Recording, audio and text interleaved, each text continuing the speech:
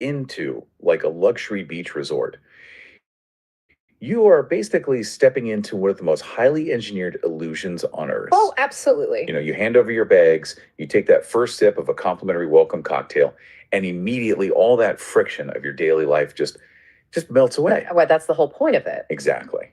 But the crazy part, and really the focus of today's deep dive, is that the very concept of this seamless, frictionless vacation was actually born from the bloodiest, grimiest factory riots of the 19th century. It is a staggering paradox when you really stop to think about it. I mean, we view the modern holiday as this ultimate escape, right? An escape from the clock, from the boss, from the realities of labor. Yeah. Yet that perfectly curated escape is fundamentally reliant on this massive, totally invisible network of intense physical and emotional work. We're essentially looking at $1 trillion industry that is built on a structural illusion. Well, welcome to the deep dive. Today is Friday, May 1st, 2026. And because of the date on the calendar, we're pulling together this incredible stack of historical, sociological, and philosophical analysis to look at May Day. But we're doing it with a bit of a twist. Right. We're using the history of May 1st, not just as some, retrospective on labor movements, but as a kind of decoder ring for an industry you interact with all the time, but probably rarely question the global tourism sector. Yeah, we're going to connect a day rooted in 19th century factory strikes directly to the psychology of your last beach holiday. So to understand the modern beach resort, we kind of have to travel back to the soot and smoke of 19th century industrial capitalism, don't we? We do. We're talking about an era like a 14 to 20-hour workday was simply the standard operating procedure. Which is just unfathomable now. Right. A worker would wake up, walk to a factory, operate heavy machinery until their body literally gave out, sleep for a few hours in a crowded tenement, and then just do it all over again. Human life was being entirely consumed by the market. And the pushback against that kind of consumption, it didn't start with some convoluted economic theory. It began with this incredibly simple, profoundly human demand, which was 8 hours for work, 8 hours for rest, 8 hours for ourselves. Spot on. That single phrase is the true genesis of May 1st. It was a fight for time, for bodily autonomy, and, just for the right to exist outside of a factory floor. And that demand for time really reached a boiling point in Chicago, right, in 1886. Yes, exactly. Early May of that year saw these massive coordinated strikes sweeping across the United States.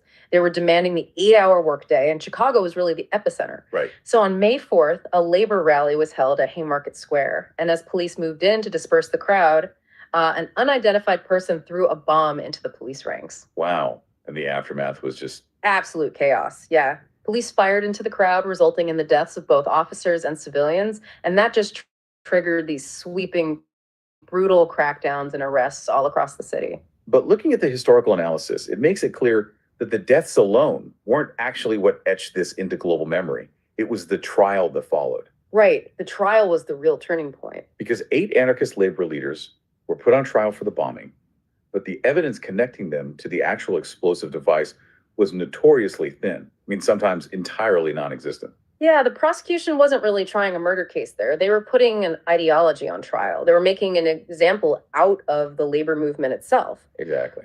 4 of those leaders were executed, 1 died in prison, and the remaining 3 were only pardoned years later by a governor who actually acknowledged the trial had been a total miscarriage of justice. Which is just wild to think about. It is. And that sequence of events, the strike, the violence, the executions, it basically became the founding trauma of the global labor movement. By 1889, the Second International declared May 1st as International Workers' Day, specifically to memorialize the Haymarket martyrs. They took a date on the calendar and transformed it into a global monument to state violence, class consciousness, and this massive struggle for justice. Exactly. But fast forward to today, and looking at how different factions view May 1st is, it's like holding up a prism to modern politics. Oh, completely. Depending on who you ask, the day takes on wildly different meanings. Right. From a classical liberal economic viewpoint, May Day is often viewed with deep skepticism. It's seen as this disruptive intervention into the free market. Because the argument there is that holding massive political demonstrations merely halts production, whereas real improvements to human life come through, like uninterrupted economic growth and innovation. Exactly. But then you look at the conservative and state centric perspectives, and they've historically branded May 1st as inherently radical or anarchic. There's a deep suspicion of its origins. And that historical discomfort is the exact reason why the United States, despite being the literal birthplace of the Haymarket Affair, distanced itself from May 1st. Yeah. The US government intentionally created a separate Labor Day in September to completely sever the American workers' holiday from the socialist and anarchist roots of May Day. But even within the political left, the day is fractured. Oh, heavily fractured. You have socialist and anarchist traditions that still observe May 1st as a day of revolutionary struggle, a time to actively protest the state and capital. Right. Meanwhile, social democratic and unionist traditions view it through a much more pragmatic lens. They use the day to champion democratic collective bargaining, lobby for workplace safety, and, negotiate wages. So the day is basically a mirror reflecting whatever political ideology happens to be looking at it. Precisely.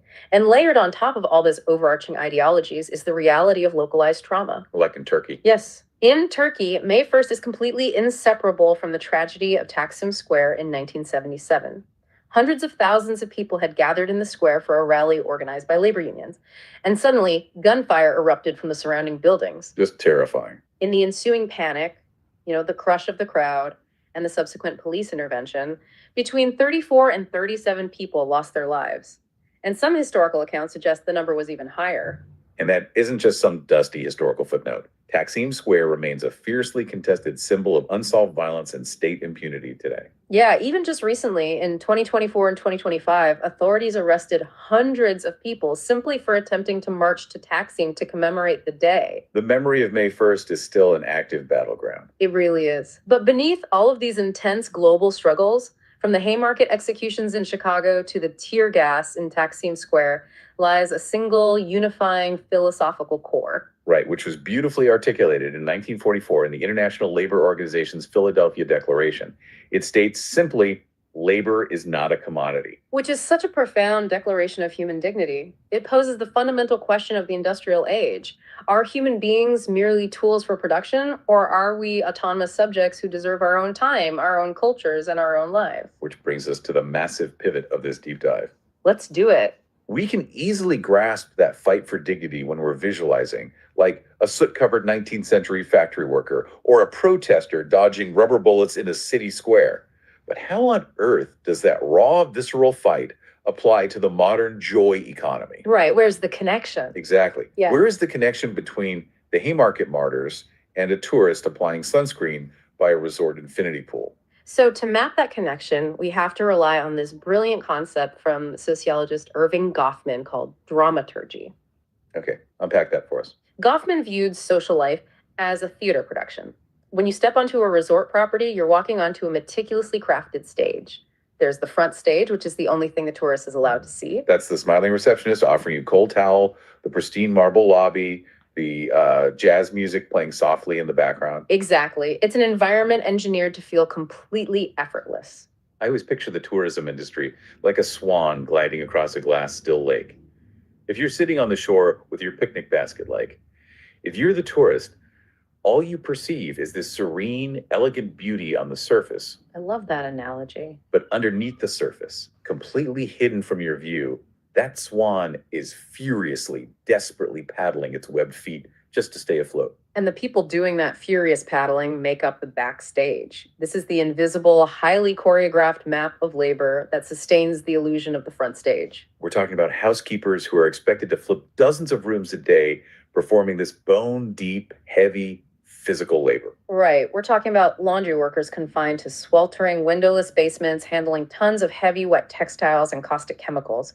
We're talking about the night shift engineers and the municipal garbage collectors who move in at 4 a.m. to scrub the excess of the tourist zone away before the sun comes up. And the people doing this hidden labor belong to a class that sociologists call the precariat, which in many ways represents a total regression from the labor victories of the 20th century. Oh, so? Well, a mid-century factory worker might have won a union contract, right? A stable 40-hour week, maybe a pension.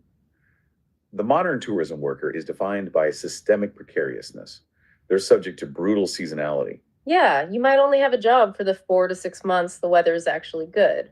When the season ends, your income just evaporates. And during that peak season, the hours are punishing. Working 10 to 14 hours a day without a single weekend off is standard practice. And the pay is often rock bottom, making the worker entirely dependent on the unpredictable generosity of tourist tips. Plus, the global tourism machine relies heavily on migrant labor. It does, which creates an incredibly vulnerable workforce dealing with language barriers, isolation from their home communities, and precarious legal statuses.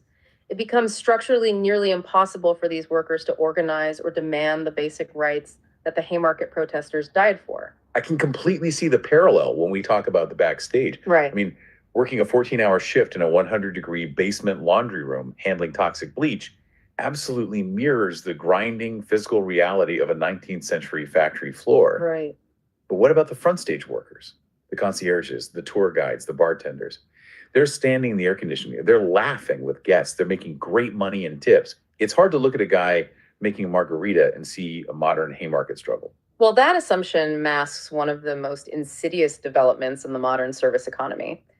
We have to look at the concept of emotional labor, which was pioneered by the sociologist Arlie Russell Hochschild. Right. In the industrial era, Karl Marx talked about the commodification of physical labor selling your muscle and your time.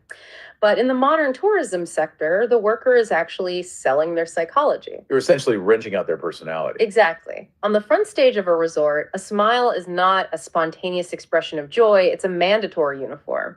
Suppressing frustration, exhaustion, or anger is a non-negotiable job requirement. Because the old adage that the customer is always right means the worker must absorb the rudeness, the entitlement, and the stress of the traveling public while projecting total subservience and happiness. You're literally paid to perform joy. And the psychological toll of that has to be devastating. With physical labor, your muscles ache, but you can go home, rest, and recover. With emotional labor, you're constantly suppressing your authentic self to maintain a corporate illusion.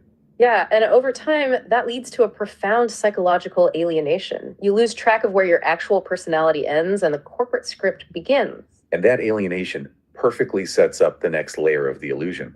Because if the worker is trapped faking their emotions to maintain this pristine theater, what exactly is the tourist paying for? That's the million-dollar question. The sociologist Dean McCannell analyzed why modern humans are so driven to travel. His theory is that we're fleeing the artificial, hyper-engineered reality of our daily lives, our cubicles, our screens, our commutes. So we go on vacation desperately seeking something authentic. We want to find the untouched village, taste the genuine local recipe, have a real human connection. Exactly. But wait, the math on that completely falls apart. If millions of tourists from London, New York, and Tokyo are all flying into a small coastal region simultaneously, all demanding a quaint, authentic local experience, doesn't the sheer scale of that demand destroy any possibility of authenticity? It absolutely does. You cannot mass produce a genuine cultural moment. Which forces the industry to fake it. Yes. And this brings us to the philosopher Jean Baudrillard and his concept of the simulation. Because genuine organic culture would collapse under the weight of mass tourism, the industry standardizes and replicates it. So the quaint local fishing village is bought up and transformed into a highly curated shopping district that merely looks like a fishing village. Exactly. Or the authentic, centuries-old local dance is suddenly being performed 3 times a day, strictly on schedule, for rotating busloads of tourists who are just holding up their phones. It transforms an entire living culture into a theme park.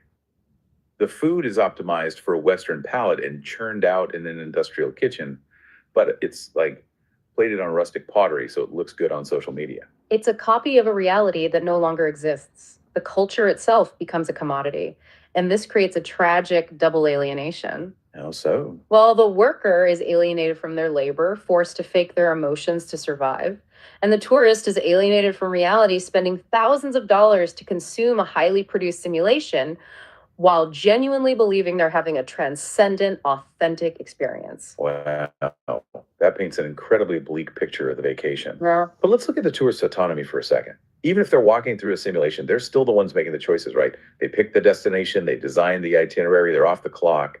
Surely the vacationer is experiencing true freedom. It certainly feels like freedom, but sociologist Max Weber's concept of rationalization dismantles that idea very quickly. Okay, tell me more. Weber argued that modern society is obsessed with calculating, measuring, and optimizing every aspect of human life to maximize efficiency.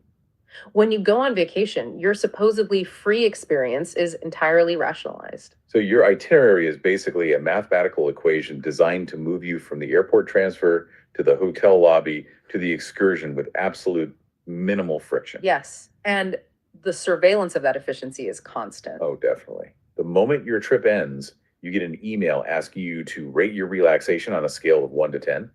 You're asked to grade the housekeeper, the waiter, the ambient temperature of the lobby. Right. Your leisure is mathematically measured, processed, and fed straight back into the system's algorithm to better optimize the next tourist simulation.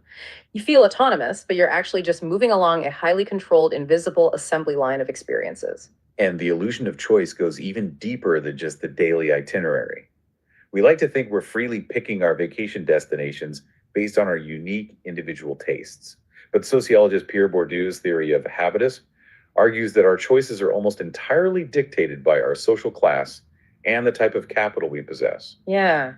We weaponize our leisure time to signal our status to everyone else. It's the ultimate exercise in class reproduction. It really is. Think about it.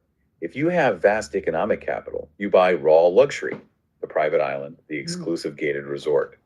But if you have high cultural capital, say you're a tech founder or a wealthy academic, you might actively avoid those gaudy luxury resorts. Right. You go the other direction. Exactly. Instead, you spend $5,000 a night to stay at a minimalist off-the-grid eco-lodge. You buy authentic heritage tourism to signal to your peers that you are worldly and sophisticated. And if you have high social capital, you go on exclusive networking retreats. We're using our most precious free time to loudly broadcast exactly where we belong in the social hierarchy. It's fascinating. So when you synthesize all these sociological layers, you arrive at this powerful, inescapable triangle that defines the modern joy economy. Right. First, you have the worker belonging to the precariat, physically exhausted, performing deeply draining emotional labor, and kept entirely invisible from the front stage. Second, you have the tourist desperately seeking an escape from modern life, but ultimately consuming a hollow simulation just to signal their social status. And third, you have the system, the global market itself, endlessly capitalizing on both the worker's vulnerability and the tourist's psychological desire for freedom. Which brings us full circle right back to May 1st. The original May Day was born in the 19th century out of a desperate, bloody desire to stop the market from swallowing human life whole. Yeah, the demand for an 8-hour day was a demand for a boundary, a line in the sand saying the factory does not own my entire existence. But as our exploration of the tourism sector shows, the market didn't retreat. It simply evolved. It became infinitely more sophisticated. The market no longer just wants to buy your physical labor to build a railroad or assemble a car. It wants to buy your smile. Right. It wants to package your local cultural traditions into a 3 p.m. floor show. Exactly. It wants to drain your emotional resilience, and through the ruthless rationalization of leisure, it even wants to commodify, measure, and optimize your free time. The core philosophical question drawn from this entire history is profound. It's the exact same question at the heart of the Haymarket Square protests in 1886 and the windowless laundry room of a luxury resort in 2026. Does human labor serve to enable a dignified, autonomous life? Or have human beings simply become raw production materials in a massive simulation-based experience economy? We really have to ask ourselves if we are the masters of the economy, utilizing it to better our lives, or if we're merely the fuel keeping the simulation running. It challenges the very foundation of how we value time, authenticity, and human dignity in the modern world. And as we wrap up this deep dive, consider this final ripple effect. If our vacations are already highly engineered simulations where authenticity is faked and human emotion is a scripted commodity, what happens when artificial intelligence and virtual reality cross the threshold of total immersion? Oh, wow. That's a huge question. Right. In the near future, the market might not need the physical resort, the vulnerable precariat worker, or the forced smiles at all.